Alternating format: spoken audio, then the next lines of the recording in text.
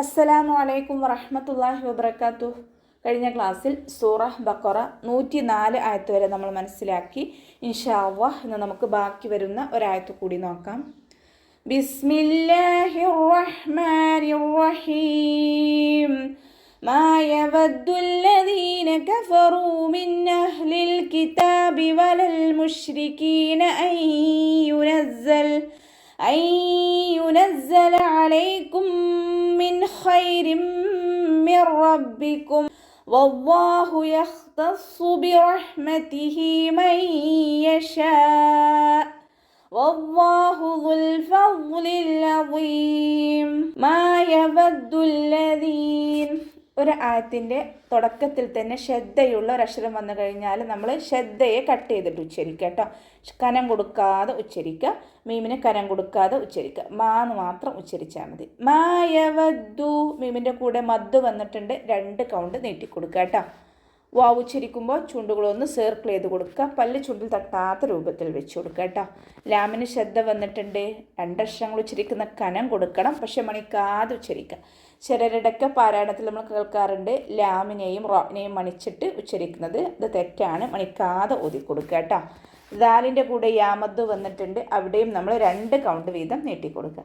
കഫറൂ മിൻ അഹ്ലിൽ കിതാബി. കാഫ് ഉച്ചരിക്കുമ്പോൾ കുറച്ചൊന്ന് ഉച്ചരിച്ചു കൊടുക്കുക കേട്ടോ.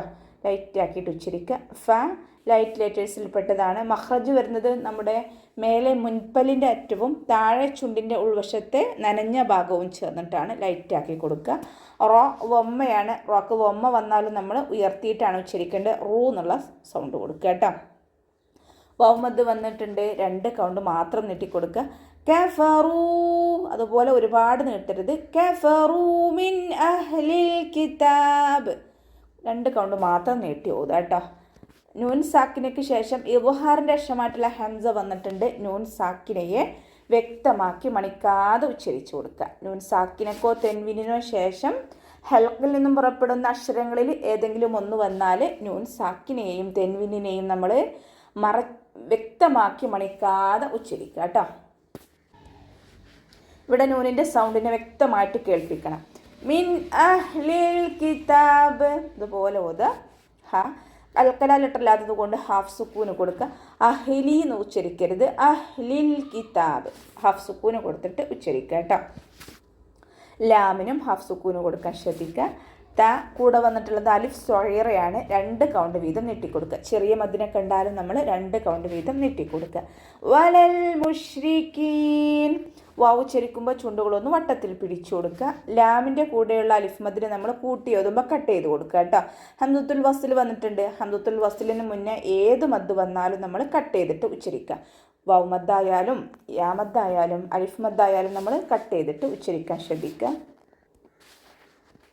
ലാമ് കൽക്കല ലെറ്റർ ഇല്ലാത്തത് കൊണ്ട് ഹാഫ് സുക്കൂന് കൊടുക്കുക കേട്ടോ. ഷീനിനും ഹാഫ് സുക്കൂന് കൊടുക്കാൻ ശ്രദ്ധിക്കുക. വലൽ മുശ്രിക്കീൻ. മുശ്രിക്കീൻ ഉച്ചരിക്കരുത്. മുശ്രിക്കീൻ. കാഫിൻ്റെ കൂടെ യാമദ്ദാണ് വന്നിട്ടുള്ളത്. 2 കൗണ്ട് മാത്രം നീട്ടാൻ ശ്രദ്ധിക്കണേ. ഐ യുനസ്സൽ. നൂൻ സാക്കിനയ്ക്ക് ശേഷം ഇദ്ഗാം ബിഗുന്നയുടെ അക്ഷരമായിട്ടുള്ള യാ വന്നിട്ടുണ്ട്. നൂൻ സാക്കിനെ നമ്മൾ യായിലേക്ക് ചേർത്തി യായിലേക്ക് ലയിപ്പിച്ച് ഉന്നയോടുകൂടി ഓതി കൊടുക്കുക. ഈ നൂനിനെ ഫുള്ളായിട്ട് യായിലേക്കാണ് ചേർത്തി കൊടുക്കുക. നൂനിൻ്റെ സൗണ്ടിനെ അവിടെ കേൾപ്പിക്കരുത്. ഐ യുനസ്സൽ ചേർത്തി കൊടുക്കുന്നതോടൊപ്പം തന്നെ മണിക്കും ചെയ്യാം. സായ് ഉച്ചരിക്കുമ്പോൾ അസ് ആ ഒരു സൗണ്ട് തന്നെ കൊടുക്കുക കേട്ടോ. തേനീച്ചയുടെ മൂളൽ പോലെ എന്നൊക്കെ പറയാറില്ല, അതുപോലെ ഉച്ചരിക്കുക. യുനസ്സല അലൈക്കും. അതിൻ്റെ മഖ്റജ് വസത്തുൽ ഹൽക്ക് തൊണ്ടയുടെ മധ്യഭാഗമാണ്. സൗണ്ടിനെ ഹംസയായി പോവാതെ ശ്രദ്ധിക്കട്ടെ. അലൈക്കും ഉച്ചരിക്കരുത്. അലൈക്കും. മീം സാക്കിനയ്ക്ക് ശേഷം മീം തന്നെയാണ് വന്നിട്ടുള്ളത്. ഇദ്ഗാം ഷഫവിയാണ് വരുന്നത്. മീം സാക്കിനയുടെ നിയമത്തിലുള്ള ഇദ്ഗാം. സുക്കൂനായ മീമിനെ അടുത്ത മീമിലേക്ക് ലയിപ്പിച്ച് ഉന്നയോടുകൂടി ഓതി കൊടുക്കുക കേട്ടോ. അലൈക്കും മിൻ. അതുപോലെ ഓതുക. നൂൻ സാക്കിനയ്ക്ക് ശേഷം ഇബ്ഹാറിൻ്റെ ലെറ്റർ ആയിട്ടുള്ള ഹ വന്നിട്ടുണ്ട്. നൂൻ സാക്കിനയെ വ്യക്തമാക്കി മണിക്കാതെ ഉച്ചരിക്കുക. മിൻ ഖൈരി എന്ന് ഉച്ചരിക്കരുത്. മിൻ ഖൈരിൻ മിർ റബ്ബിക്കും. റോക്ക് കെസ്ര തെൻവീനാണ് വന്നിട്ടുള്ളത്. തെൻവീനിന് ശേഷം ഇദാം ബിഗുന്നയുടെ അക്ഷരമായിട്ടുള്ള മീമ് വന്നു. തെൻവീനിലുള്ള നൂനിൻ്റെ സൗണ്ടിനെ നമ്മൾ മീമിലേക്ക് ലയിപ്പിച്ച് ഉന്നയോടുകൂടി ഓതി കൊടുക്കുക. റോയിൻ്റെ കെസ്രയെ മാത്രം ഉച്ചരിച്ചിട്ട് റോയിനോട് ചേർന്ന് നിൽക്കുന്ന കിസ്ര അതിൻ്റെ ഹർക്കത്തിനെയും രണ്ടാമത്തെ കിസ്ര നൂൻ സാക്കിനെയാണല്ലോ സൂചിപ്പിക്കുന്നത്. അപ്പോൾ രണ്ടാമത്തെ കിസ്രയെ നമ്മൾ എന്ത് ചെയ്യണം? മീമിലേക്ക് ചേർത്തി ഉന്നയോടുകൂടി ഓതി കൊടുക്കുക കേട്ടോ. ഖൈരിം മിർ റബ്ബിക്കും. നൂൻ സാക്കിനയ്ക്ക് ശേഷം ഇദാം ബിലാഗുനയുടെ അക്ഷരമായിട്ടുള്ള റോ വന്നിട്ടുണ്ട്. നൂൻ സാക്കിനയെ റോയിലേക്ക് നമ്മൾ ലയിപ്പിക്കുന്നുണ്ട്, പക്ഷെ ഉന്ന കൊടുക്കാതെ മണിക്കാതെ ഓതി കൊടുക്കുക. മിർ റബ്ബിക്കും അതുപോലെ ഓതുക കേട്ടോ. മിർ റബ്ബിക്കും എന്ന് പറഞ്ഞിട്ട് മണിച്ചിട്ട് ഓതി കൊടുക്കരുത്. ഇവിടെ വഖഫിൻ്റെ ചിഹ്നമായിട്ടുള്ള ജീമ് വന്നിട്ടുണ്ട്. വഖഫും വസ്ലും അനുവദനീയമാണ്. വല്ലാഹു യഖ്തസ്സു. അവ്വാ എന്നുള്ള നാമത്തിൻ്റെ മുന്നേ അക്ഷരത്തിന് ഫതഹ വന്നു. അതുകൊണ്ട് നമ്മൾ അവ്വാ എന്നുള്ള നാമത്തിലെ ലാമിനെ ഉയർത്തി ഉച്ചരിക്കുക കേട്ടോ. ഹ ഇസ്തിഅലാൻ്റെ ലെറ്ററാണ്, ഉയർത്തി ഉച്ചരിക്കേണ്ട അക്ഷരങ്ങൾപ്പെട്ടതാണ്. തഫ്ഹീം ചെയ്യുക. കൽക്കല ലെറ്റർ അല്ലാത്തത് കൊണ്ട് ഹഫ് സുക്കൂന് കൊടുക്കുക കേട്ടോ. യഹ്തസ്സു എന്ന് പറയരുത്, യഹ് എന്ന് പറയരുത്. യഹ്തസ്സു മഖ്റജിലേക്ക് കണ്ട് ചേർത്തി കൊടുക്കുക കേട്ടോ. യഹ്തസ്സു. സ്വാദ് ഇസ്തിഅലാൻ്റെ ലെറ്ററാണ്, ഉയർത്തി ഉച്ചരിക്കേണ്ട അക്ഷരങ്ങൾപ്പെട്ടതാണ്. തഫ്ഹീം ചെയ്യുക. ഇത്ബാക്കിൻ്റെ ലെറ്ററും കൂടിയാണ്. അപ്പോൾ നമ്മൾ തഫ്ഹീം ചെയ്യുന്നതോടൊപ്പം തന്നെ നാവിൻ്റെ മുഴുവൻ ഭാഗങ്ങളും മുകളിലേക്ക് ഉയർത്തിയിട്ട് തഫ്ഹീം ചെയ്യുക കേട്ടോ. ബിറഹ്മതിഹി. റോ ഫതഹയാണ്, ഉയർത്തിയിട്ട് ഉച്ചരിക്കുക. റ എന്നുള്ള സൗണ്ട് കൊടുക്കരുത് കേട്ടോ. റോ. ഹ മഖ്റജ് വരുന്നത് വസത്തുൽ ഹൽക്ക്, തൊണ്ടയുടെ മധ്യഭാഗം. സൗണ്ട് ഹ ആയി പോവാതെ ശ്രദ്ധിക്കുക കേട്ടോ. രണ്ട് അക്ഷരങ്ങൾ തമ്മിൽ വ്യത്യാസമുണ്ട് സൗണ്ടിൽ. ഒന്ന് ഹ ഹ, രണ്ടിൻ്റെയും സൗണ്ടിൽ വ്യത്യാസം പാരായണത്തിൽ കൊണ്ടുവരാൻ ശ്രദ്ധിക്കുക. ബിറഹ്മതിഹി. താക്ക് കിസ്റയെ ശരിക്കും ശ്രദ്ധിച്ചിട്ട് ഉച്ചരിക്കുക കേട്ടോ.